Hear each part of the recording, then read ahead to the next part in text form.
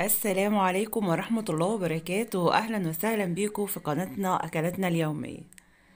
شايفين البانيه الجميل ده؟ معمول في البيت. وطبعا في غلاء الأسعار والدنيا اللي كل يوم بتغلى دي لازم ندور على أكلات اقتصادية وموفرة. أكلتنا النهاردة موفرة جدا واقتصادية للي بتدور على أكلة موفرة.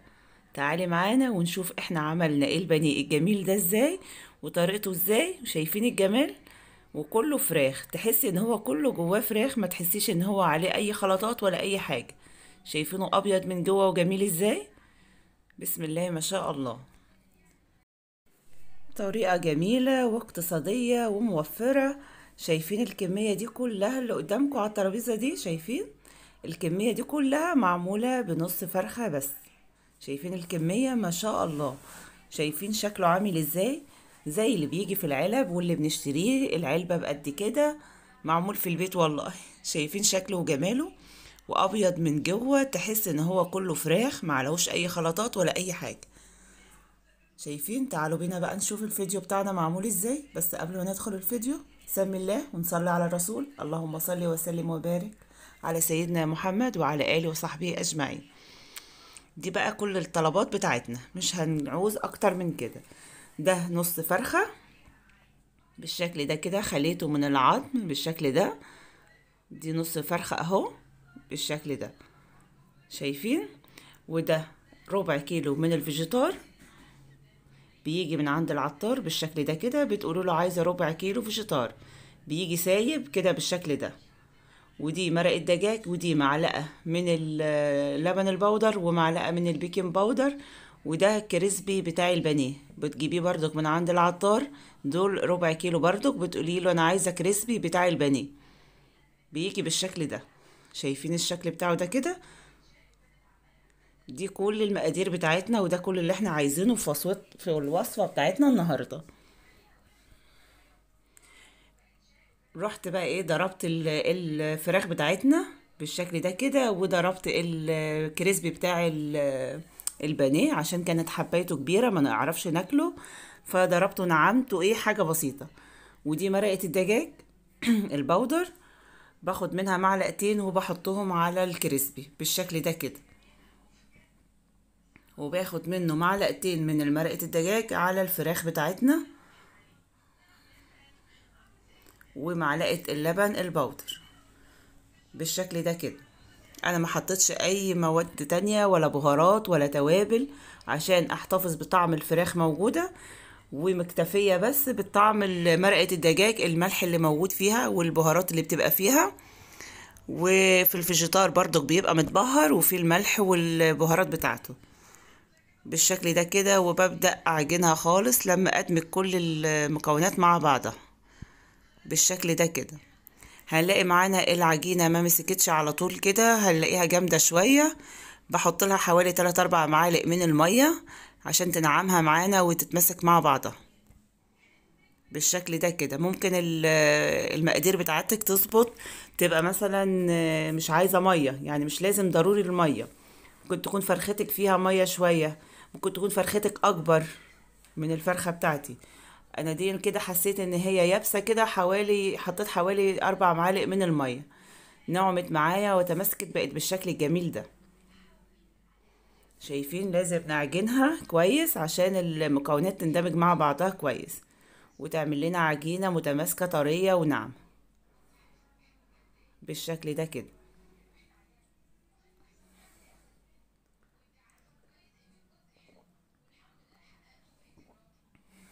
شايفين؟ لازم العجينه تتعجن كويس جدا.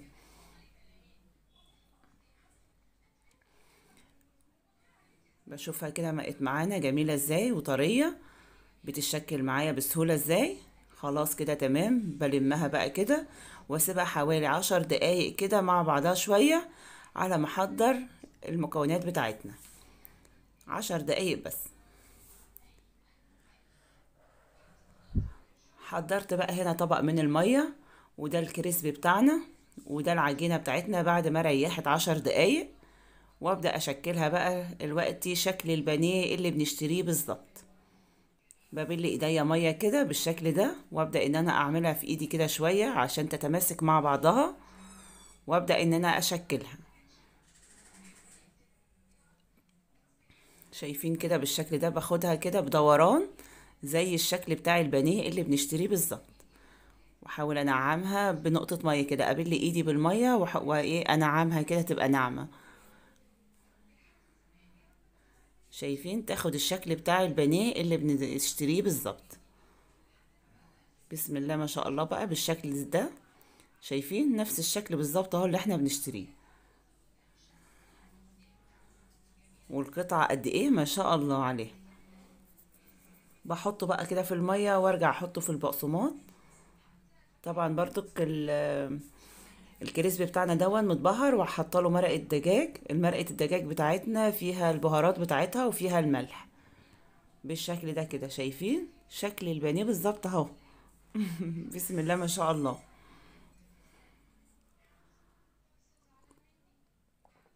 جبت كده طبق كبير وحطيت عليه كيس، لازم احطها على كيس.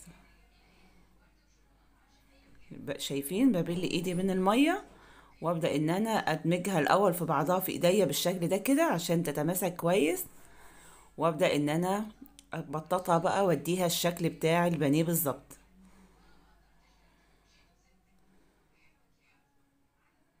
شايفين بقى بالشكل الجميل ده كده. بسم الله ما شاء الله عليها وعلى جمالها، وقد ايه الولاد فرحوا بيها وشكلها وطعمها. اقول لهم يا ولاد زي اللي بيجي هو اللي احنا بنشتريه، يقولوا لي يا ماما احلى. جميلة جدا صراحة. اتمنى تجربوها بالطريقة دي، هتعجبكم ان شاء الله. شايفين بقى الشكل اهو البانيه بالظبط. هحطها برضو في المية وفي الكريسبي.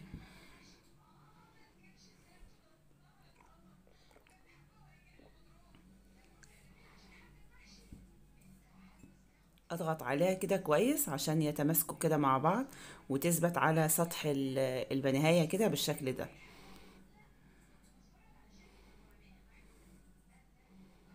دي بقى كل الكمية هي خلاص. انا عملته مرتين، يعني رجعت تاني جبت اول واحدة انا شكلتها، رجعت حطيتها تاني في المية، ورجعت حطيتها تاني في الكريسبي بالشكل ده كده اهو. شايفين حطيتها في المية واحطها تاني في الكريسبي. انا قلت تبقى ايه عشان تتماسك اكتر وتبقى سميكة وتخينة كده معانا، وتبقى مقرمشة اكتر.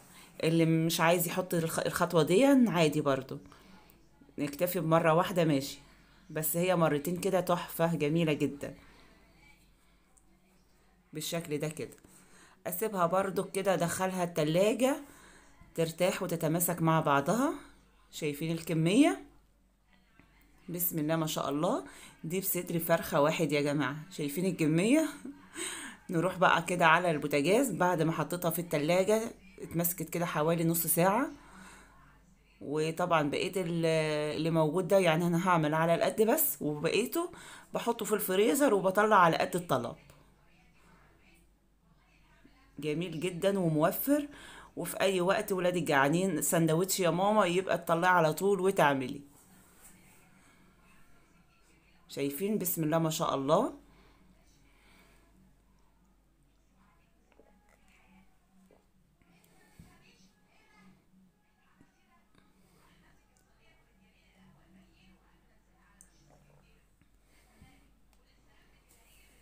بسم الله ما شاء الله عليه. شكل البانيه بالظبط اهو. بيتحمر بقى من الجهة دي، اقلبه على الجهة التانية.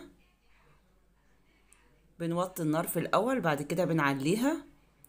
وطبعا اللي بيتحط في الفريزر بنطلعه ما يفكش ولا حاجة، بنحطه على طول على الزيت على طول في المقلاية. بس بنهدي النار عليه، تهدي النار خالص لحد ما يستوي. ما بنعليش النار ومش بتطلعيه يفك، بتطلعيه من الفريزر على المقلاية كده. خلاص بعد ما استوى وبقى تمام اهو. شايفين شكله وجماله؟ بسم الله ما شاء الله. اتمنى تجربوه وتقولوا لي في تعليقاتكم قد ايه هو حلو وعجبكم.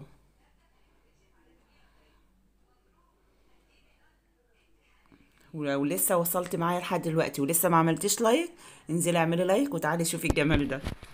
بسم الله ما شاء الله.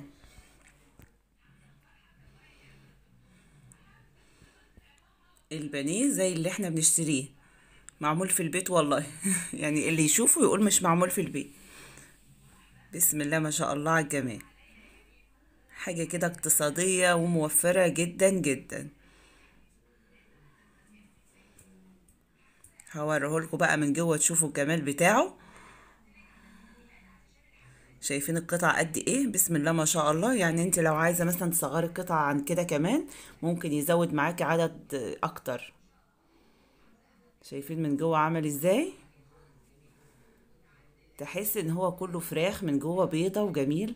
جميلة بسبب ان انا ما حطيتش اي توابل ولا بهارات تغمقه. مكتفية بالملح والبهارات اللي في مرقة الدجاج واللي في الفيجيتار.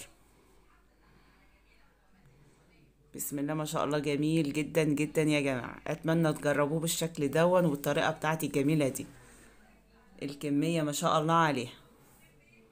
لو عجبكم الفيديو بقى بتاعي تنسوش تعملوا لنا لايك وشير واشتراك في القناة وتفعلوا الجرس عشان يوصل لكم كل جديد بعمله. والسلام عليكم ورحمة الله.